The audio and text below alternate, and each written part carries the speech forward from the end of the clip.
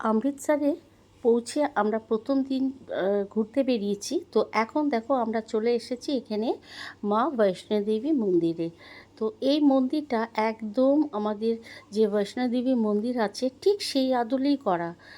খুব বিশাল বড় না, কিন্তু অনেকটাই বড়। আর এত সুন্দর করে মন্দিরটা মানে তৈরি করা।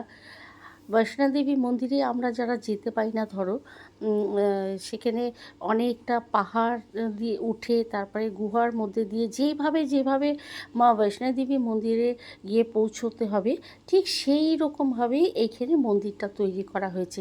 তো দেখো এখানে আমরা এই সিঁড়ি দিয়ে উঠে এবার যাচ্ছি। আর এইখানে দেখো গুহাটা, সিঁড়ি দিয়ে উঠে এবার এই গুহা দিয়ে আমাদেরকে যেতে হচ্ছে।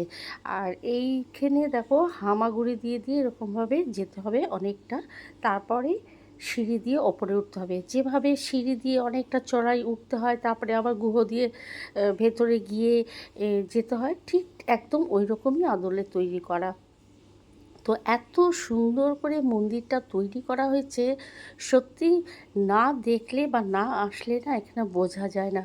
তো দেখো আমরা হামাগুড়ি দিয়ে চলে এলাম। এবার এইখান থেকে আবার দেখো সিঁড়ি দিয়ে উঠে, অনেকগুলো সিঁড়ি উঠতে হয়। সিঁড়ি উঠে দেখো এখান দিয়ে আবার যেভাবে মানে রাস্তাটা তৈরি করা ওখানে মন্দিরে যাওয়ার, ঠিক সেই রকমভাবে। আর অনেকেই মানত করেছে, দেখো এখানে সেই মানত করে লাল যে চলি কাপড় সেগুলো মানত করে এখানে দেখো দিয়ে গেছে।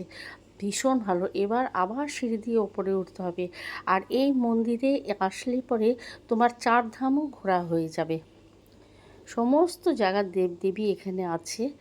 আর এই জায়গাটা দেখো এত সুন্দর কারুকার্য করে সাজানো, মানে বলে যতটাই বলবো ততটাই মানে বলাটা কম হবে। এত সুন্দর করে তৈরি করা, মানে চোখে না দেখলে বোঝা যাবে না। আমি হয়তো ভিডিওতে 4-5 মিনিট এখানে তোমাদের দেখাচ্ছি, কিন্তু পুরো মন্দিরটা আমাদের ঘুরতে সময় লেগেছে প্রায় ঘন্টাখানেক।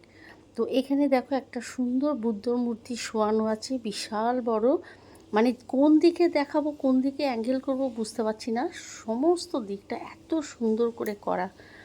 তোমরা যদি পারো একবার অমৃতসরে এসে এই মা বৈষ্ণোদেবীর মন্দিরে তোমরা এসো, ভীষণ ভালো লাগবে। দেখো বুদ্ধর মূর্তিটা কত বড় এখানে দেখো রয়েছে। আর এ পাশে দেখো শ্রীকৃষ্ণ এখানে শয়নে আছেন। আর চারদিকে সমস্ত ঠাকুরের ছবি আছে। তো সত্যি কথা না আসলে বুঝতে পারতাম না। আর এখানেও দেখো তিরুপতি মা সমস্ত মানে তোমার 4 ধাম ঘোরা হয়ে যাবে, এখানে সব আছে। এখানে দেখো মহাপ্রভুর বিগ্রহ রাখা আছে, শিবলিঙ্গ আছে, সমস্তটাই এখানে তুলে ধরা আছে।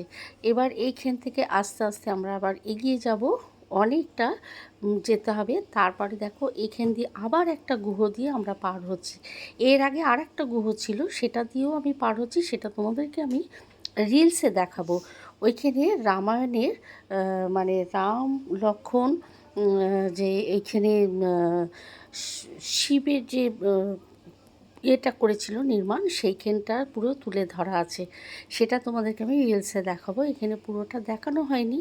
তো দেখো সেই গুহোর ভেতর দিয়ে আমি ঢুকে আসছি। এই দেখো মাথা নিচু করে, আগেরটা ছিল হামাগুড়ি দিয়ে আসতে হচ্ছিলো, আর এখানে অনেকটা নিচু হয়ে। আর তার আগে দেখলে তো ওইখানে একটা গম্বুজ মতো রাখা, সেটা ডিঙিয়ে তারপরে এভাবে আসতে হচ্ছে। তো এইভাবে এসে বাইরেটা আবার বেরোলাম। বেরিয়ে দেখো এইখানে দেখো সমস্ত ঠাকুর আছে। মানে আমি তোমাদেরকে বলে বোঝাতে পারছি না যে কোন দিকটা বলবো। দেখো চারদিকটা কি সুন্দর। আমার প্রায় ঘন্টাখানিক লেগে গেছে। তারপর আমি এসে পৌঁছলাম এখানে মাতাজির কাছে। তো দেখো এটাও আমি তোমাদের কাছে রিলসে দিয়েছিলাম। কেমন লাগলো অবশ্যই কমেন্ট করো।